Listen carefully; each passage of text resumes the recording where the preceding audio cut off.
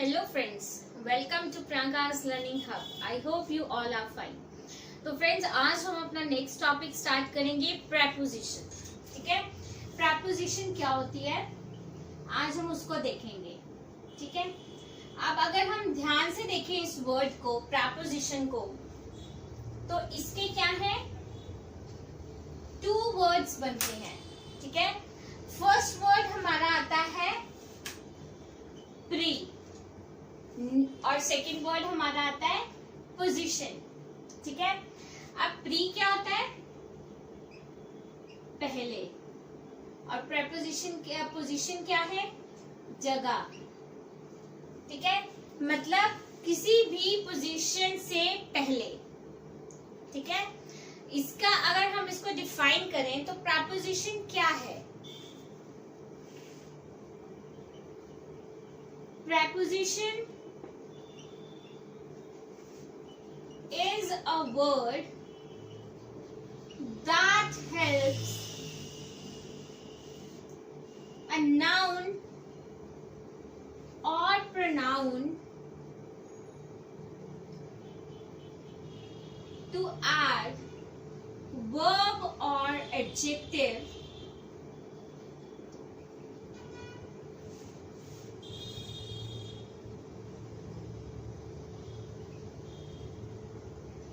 to connect a sentence.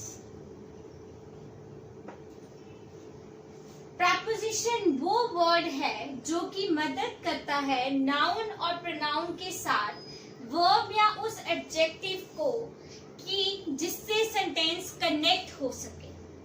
ठीक है, means उससे पहले जो भी वर्ब और एडजेक्टिव लगता है उससे क्या है, वो सेंटेंस जो है पूरा कंप्लीट होता है. ठीक है, अब जो प्रेपोजिशन है ये किस किस चीजों को बताती है. ठीक है, देखो ये हमें बताएगी टाइम, प्लेस, कोई भी डायरेक्शन है. ठीक है, कोई भी लोकेशन है, किसी भी जगह को, किसी भी लोकेशन को, किसी भी टाइम को. ठीक है, जो बताती है वो क्या है, preposition.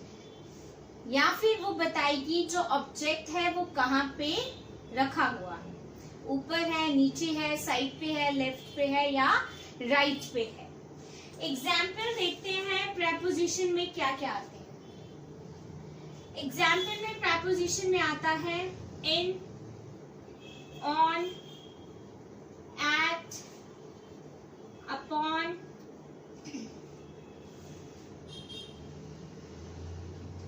behind, before, after, to, etc.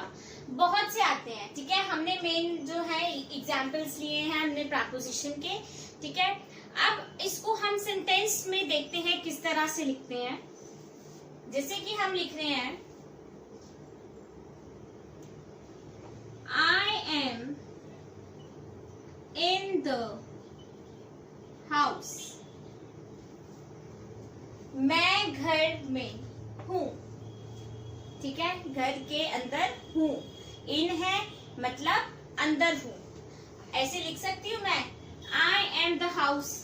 I am the house लिखूंगी तो इसका सेंटेंस क्या बन जाएगा, मतलब क्या बनता है कि मैं घर हूँ.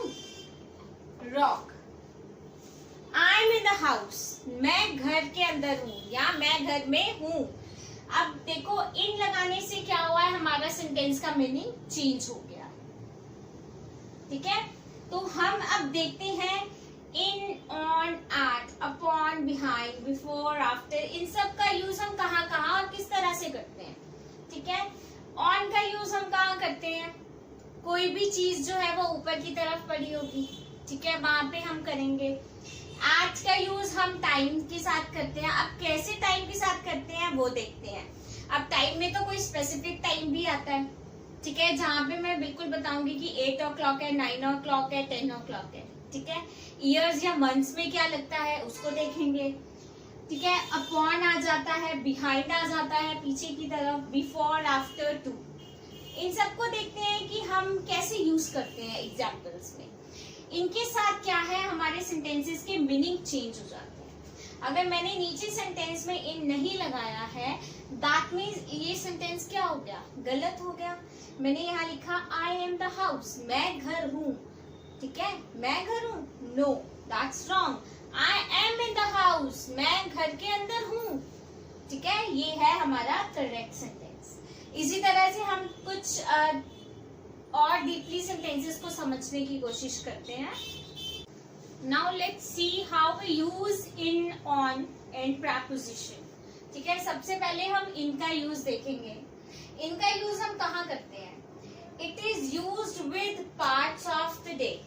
ठीक है, या तो हम इसको जो है डेज में देखते हैं, इनका यूज करेंगे, या फिर मंथ्स में करते हैं, ईयर्स में करते हैं, या सीजन्स में करेंगे, winter season, ottoman season, summer season. ठीक है, अब एग्जाम्पल लिया है हमने, शी वॉज बोर्न इन 1991। ठीक है, यहाँ पे है 1991 क्या है, ईयर। देखो आपको यहाँ पे ना पूरा सेंटेंस देखने की जरूरत नहीं है, ये भी मैं आपको एक ट्रिक बता रही हूँ। ठीक है, इसको आप एक छोटी सी ट्रिक समझ लो, टिप समझ लो, कुछ भी। देखो प्रीपोजिशन के अंदर ना हमें पहले कुछ देखने का जरूरत नहीं है, लास्ट में देखो क्या चीज यूज की गई है। ठीक है, डैश के बाद क्या यूज किया गया है, डे यूज किया है, मंथ यूज किया है, क्या चीज यूज की गई है। ठीक है, अब 1991 ईयर है, तो अगर दिमाग में आपको होगा कि ईयर में हम क्या चीज लगाते हैं, तो हम इन का यूज करते हैं, तो आप फटाफट क्या कर सकते हो, लिख सकते हो वहां पे कि इन जो है यहाँ पे प्रीपोजिशन आएगी। ये भी एक ट्रिक है छोटी सी। ठीक है, अगर आपको ये माइंड में सेट रहेगा, ठीक है, कि इन का यूज हम कहाँ करते हैं, ईयर अगर यहाँ पे मेंशन किया है तो हम यहाँ पे इन लगा देंगे। सेकंड देखते हैं, the weather is cold in January. अब यहाँ पे मंथ बताया हुआ है। ठीक है, अब हमने कहा है ना मंथ में भी हम क्या लगाते हैं, इन। देखो जनवरी है, ठीक है, मंथ है, तो यहाँ पे हमारा क्या आएगा, इन आएगा। इन अगर बातों को अगर आप ध्यान में रखोगे ना, तो आपको बिल्कुल भी डिफिकल्टी नहीं होगी करने में। और मैं 100% श्योर हूँ, आपको ये चीज की श्योरिटी दे सकती हूँ कि आपकी प्रीपोजिशन कभी भी गलत नहीं होगी। अगर आपको वर्ब्स का पता है कहाँ पे यूज हमने किस जगह पे करना है, then you will definitely do it very correctly. ठीक है, आप इसको बहुत सही तरीके से कर सकते हो। नेक्स्ट देखते हैं यूज ऑफ ऑन। ठीक है, ऑन का यूज हम कहाँ करते हैं, when we talking about time, it is used for specific dates. ध्यान देना, ऑन का यूज हम कहाँ करते हैं, देखो यहाँ वर्ड यूज हुआ है स्पेसिफिक। ठीक है, जहां पे स्पेसिफिक डेट, डे बताया हो, वहां पे हम ऑन का यूज करते हैं। साथ ही अगर जहां पे to show position on surface, अगर कहीं पे किसी भी चीज की पोजीशन बताई गई है कि कौन सी चीज कहाँ पे किस जगह पे रखी गई है, दैट मीन्स आप वहां पे भी ऑन का ही यूज करोगे। ठीक है, एग्जाम्पल देखते हैं, ही वॉज बोर्न ऑन 19 सितंबर। पहले का छोड़ दो, लास्ट में देखो क्या लिखा है, 19 सितंबर, स्पेसिफिक डेट दी गई है यहाँ पे। ठीक है, आपको यहाँ पे स्पेसिफिक डेट दी गई है, दैट मीन्स आप यहाँ पे ऑन का यूज करोगे। ठीक है, नेक्स्ट है, I go to the gym on Saturdays and Sundays. अब यहाँ पे भी आपको स्पेसिफिक डेज दिए गए हैं, सैटरडे और संडे। यहाँ पे आपको स्पेसिफिक डेज दिए गए हैं, तो हम यहाँ पे भी किसका यूज करेंगे, ऑन का। नेक्स्ट है, your keys are on the table. अब यहाँ पे बताया गया है जो चाबियां हैं वो कहाँ पे हैं, पोजीशन बताई गई है कि टेबल पे है। ठीक है, पोजीशन बताई गई है कि ये टेबल पे है, तो हम किसका यूज करेंगे यहाँ पे, ऑन का। ठीक है, देखो समझने की बात है, बहुत ही सिंपल है। अगर आप इस तरीके से करोगे आपकी प्रपोजिशन कभी गलत नहीं होगी। ठीक है, फर्दर आगे हम देखते हैं यूजेस।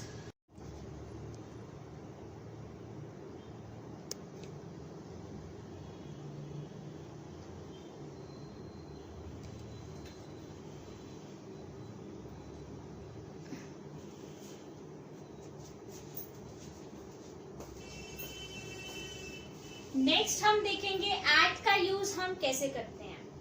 एट का यूज जो है हम क्या करेंगे, स्पेसिफिक टाइम और जगह के लिए करते हैं। जिस सेंटेंस में स्पेसिफिक टाइम और आपको जगह बताई गई है वहां पे हम किसका यूज करेंगे, एट का यूज करेंगे। एग्जाम्पल लेते हैं, I will meet you 1 PM।